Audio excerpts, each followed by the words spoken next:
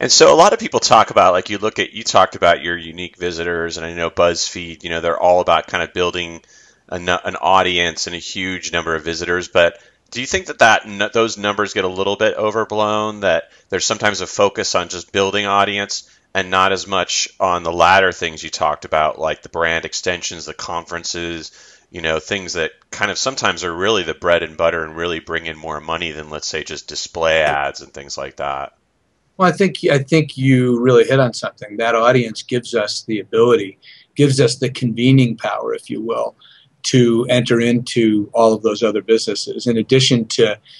selling advertising against that audience, which is primary and very, very important to us, the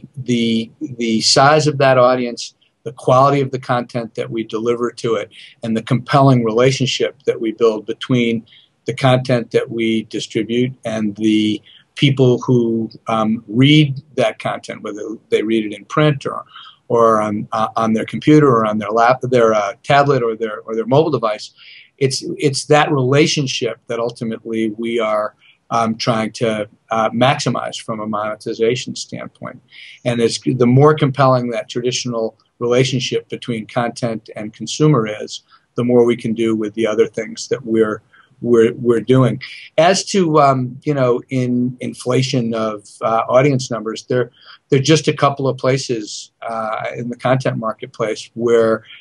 branded content is growing as dramatically from an audience standpoint, as an audience driver, as we are and as BuzzFeed is, and a couple of other folks are, where high quality content is driving huge audiences, and I think it's important, and I think it's why we do